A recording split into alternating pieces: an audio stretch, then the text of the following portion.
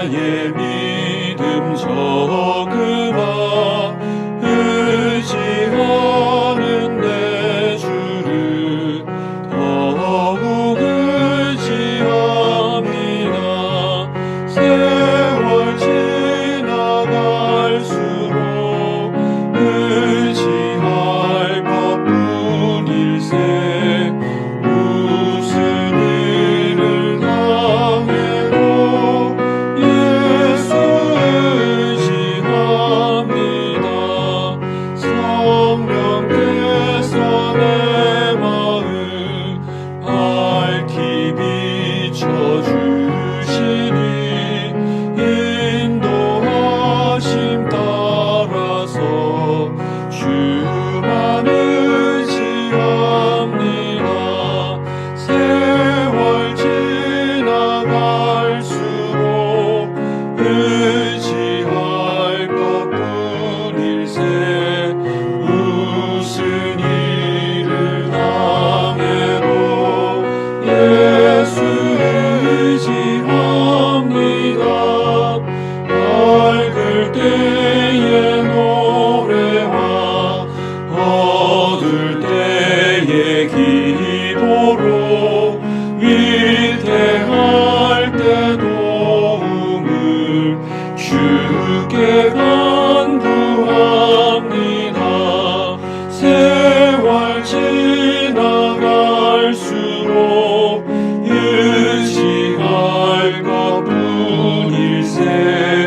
무슨 일을 당해도 예수 의지합니다. 생명 있을 동안에 예수 의지합니다. 천국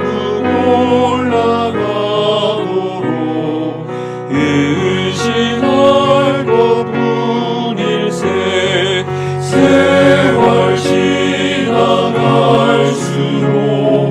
의지할 것뿐일세. 무슨 일을 당해도 예수 의지합니다. 오늘 말씀은 시편 121편 말씀입니다. 내가 산을 향하여 눈을 들리라. 나의 도움이 어디서 올까? 나의 도움은 천지를 지으신 여호와에게서로다.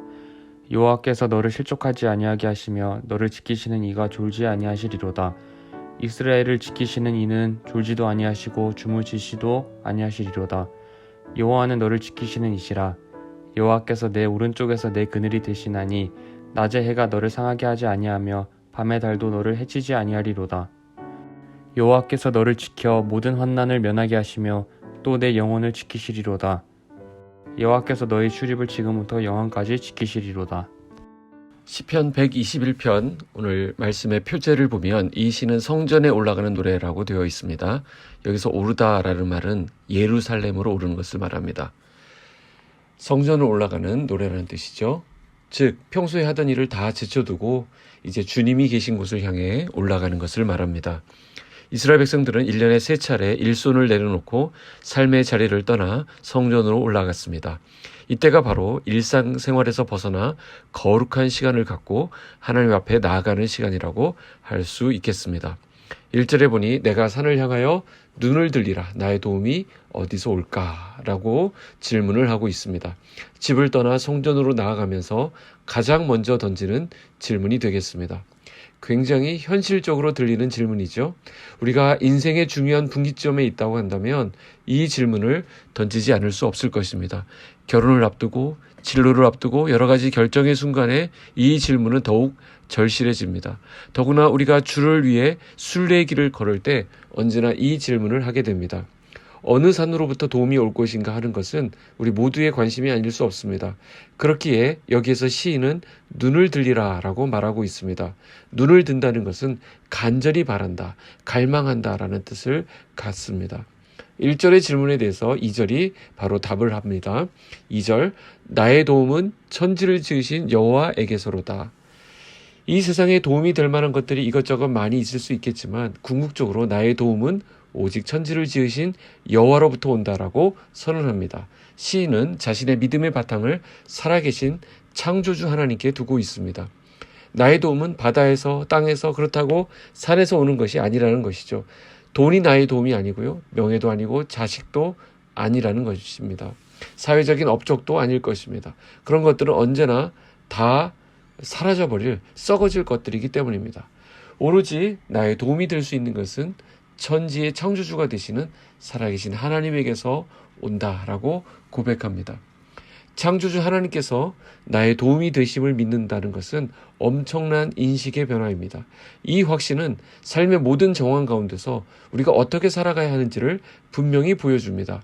우리의 힘의 원천은 천지와 우주를 다스리시는 살아계신 하나님이심을 기억하시기 바랍니다. 이 살아계신 하나님에 대한 좀 더 깊은 묵상이 있어야겠습니다. 3절 4절입니다. 여호와께서 너를 실족하지 아니하게 하시며 너를 지키시는 이가 졸지 아니하시리로다. 이스라엘을 지키시는 이는 졸지도 아니하시고 주무시지도 아니하시리로다. 우리가 걸어가는 순례의 길은 매우 힘들고 어려운 길일 수 있습니다. 도중에 강도를 만날 수도 있고요. 뜻밖의 천재지변이나 또는 어려움에 처할 수도 있습니다. 만약 한순간 실족하게 되면 더 이상 진행해 나가는 것이 어려워질 수도 있습니다. 그래서 오늘 시인이 노래하는 하나님은 창조주 하나님에서 지키시는 하나님으로 소개되고 있습니다. 황궁하옵게도 창조주 되시는 그 하나님께서 친히 우리를 지키시는 자가 되신다라고 말씀하고 있는 것입니다.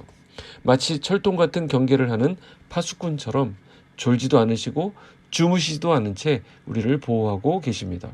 졸지도 주무시지도 않으시는 하나님께서 하시는 일은 우리를 지키시는 일이라고 말씀합니다. 얼마나 감격스러운 말씀인지 모릅니다.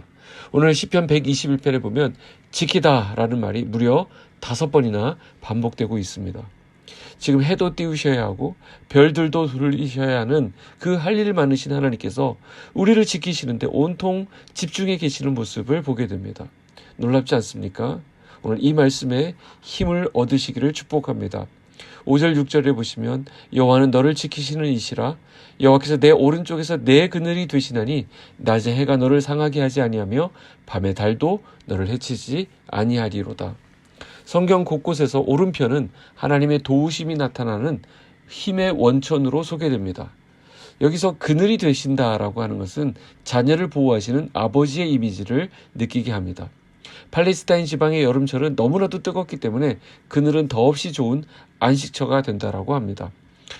무덥고 짜증나는 여행길에 그늘을 발견한다고 하는 것은 형언할 수 없는 기쁨입니다.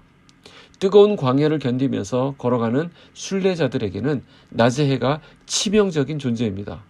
그리고 이 당시 사람들은 밤의 달은 재앙과 저주를 내리는 존재라고 믿어왔습니다. 그러니까 낮의 해와 밤의 달로부터 지켜주신다는 이 약속은 너무나도 위로가 되는 말씀이 아닐 수 없는 것이죠. 오늘을 살아가는 그리스도인으로서 우리를 해치려 위협하는 숱한 환경을 보게 됩니다. 신앙의 뿌리를 흔들어버리는 그런 위협적인 상황으로 인해서 때로는 우리가 위축될 수 있습니다. 그러나 그런 모든 상황과 환경을 제어하시고 길을 터주시는 분이 바로 하나님이십니다. 존 버년이라는 분의 소설 철로역정에 보면 크리스찬이 순례의 길을 나아가는데 한 성을 지나가게 됩니다. 근데 거기에 사슬에 묶인 사자 2마리 사이로 지나가야 하는 상황을 만납니다. 으르렁 울부짖는 그 사자들의 소리와 날카로운 이빨, 위협적인 발톱으로 인해 낙담합니다. 그러나 가만히 보니까 그 사자들의 목에는 사슬이 감겨 있고 기둥에 묶여 있는 상태임을 간파하게 됩니다. 그러니까 좌우로 치우치지 말고 앞만 보고 걸어나가면 통과할 수 있는 그런 관문이었던 것입니다. 바로 이것이죠. 7절 8절입니다. 여호와께서 너를 지켜 모든 환난을 면하게 하시며 또 내 영혼을 지키시리로다. 여호와께서 너의 출입을 지금부터 영원까지 지키시리로다. 이 말씀에서 우리는 하나님의 우리를 향한 궁극적인 뜻을 깨닫게 됩니다. 여기 나오는 모든 환난은 모든 악이다 이렇게 생각해 볼 수 있습니다. 그러니까 모든 악을 면하게 하셔서 우리의 영혼을 지키시는 것이 하나님의 뜻임을 알게 된다라는 것이죠. 또한 하나님은 우리의 출입, 즉 우리의 생애 전체를 지키신다라고 말씀합니다. 이 말씀은 그냥 형편이 좀 괜찮을 때 잠깐 지켜주시고 그걸로 끝나는 것이 아니라 지금부터 언제까지요? 영원까지 변치 않으시고 지키실 것을 약속해 주시는 말씀입니다.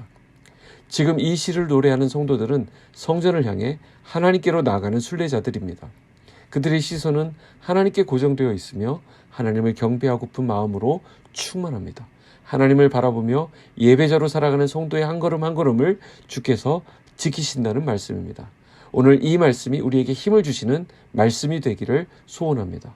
오늘 하루 우리의 삶이 우리의 도움 되시는 하나님을 바라보며 그분의 선한 그늘 아래 평안을 누리시는 날 되기를 축복합니다. 기도하겠습니다. 하나님 아버지, 이 귀한 말씀으로 하루를 시작하게 하시니 감사합니다. 주님의 도우심을 힘입어 승리하는 하루 되게 하여 주시옵소서. 예수님의 이름으로 기도하옵나이다. 아멘.